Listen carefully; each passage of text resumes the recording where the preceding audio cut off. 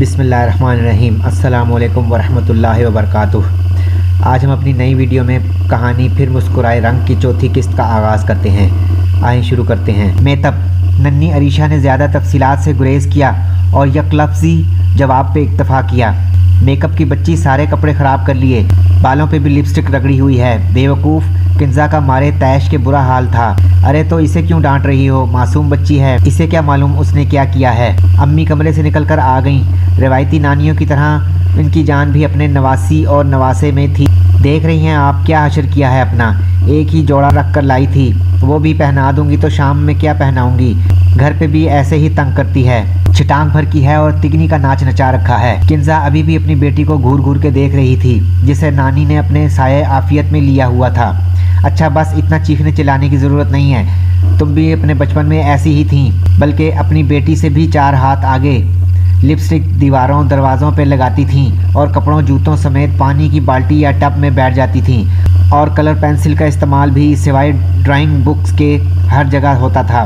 फर्श पे, दीवारों, दरवाज़ों और खिड़कियों पे, अलमारी और ड्रेसिंग टेबल पे अपना बचपन भूल गईं और ज़रा सी बच्ची पे आंखें निकालने लगीं। अम्मी जो शुरू हुई तो फिर बस। अली भी कमरे से निकलकर सहन में आ गया। मुझे तो मालूम ही नहीं था मेरी बेगम साहिबा ऐसी ऐसी हरकतें करती थीं। अली की शरीर मुस्कुराहट किताब न लाकर किंजा कमरे में ही घुस गई। सुहाना ने अरीशा का हाथ पकड़ा और बाथरूम में ले गई। हाथ मुंह धुलाकर उसके कपड़े तब्दील किए। दोनों बच्चों के 2-4 जोड़े घर में ही रखे रहते थे, ताकि किंजा को हर बार बैग भर भर के लाना ले जाना न पड़े। अंदर अली अपनी बेगम साहिबा का रिकॉर्ड लगा रहा था। आप कौन सा कम थे। अम्मी बताती हैं कि आपके बचपन की बातें। हाथ छोड़कर साइकिल चलाते थे और सीढ़ियों पे उल्टे होकर उतरते थे। चोट भी खाते थे और डांट भी, मगर बाज नहीं आते थे। और चाय को फ्रीज़र में रख कर आइसक्रीम की तरह खाते थे। किंजा खिसियानी हुई तो शौहर साहब के पोल खोलने शुरू कर दिए, जो सास साहिबा ने बताए थे। वो बचपन ही क्या जिसमें हरकतें और शरारतें ना हों। अली बीवी की बातों पे हंस रहा था, फिर अपनी बेटी को गुदगुदाने लगा। मम्मा का मेकअप निकाल कर दूं अरीशा, और करोगी? जी पापा। अरीशा के मासूम चेहरे पे खुशी की मुस्कान ठहर गई। किंजा अली को घूर रही थी। सुहाना ने हंसी जब्त करने की कोशिश की, मगर कामयाब ना हुई और खिलखिला दी। इंसान खुद ही दूसरे इंसानों की मुस्कुराहट छीनने और ख़त्म करने पे तुला हुआ है। साजिदा फुप्पो दोबारा आई तो बात करने नहीं, बल्कि बम छोड़ने आई थीं। इस मकान में इनका हिस्सा था, जो तकरीबन 12 लाख रुपए बन रहा था। वो इन्हें फौरी चाहिए था, मगर ये तो तुमसे बात हो गई थी कि मेरे प्लाट की किस्तें पूरी हो जाएंगी तो मैं ये मकान बेचकर तुम्हारा और छोटी का हिस्सा दे दूंगा और बाकी से प्लाट बनवा लूँगा।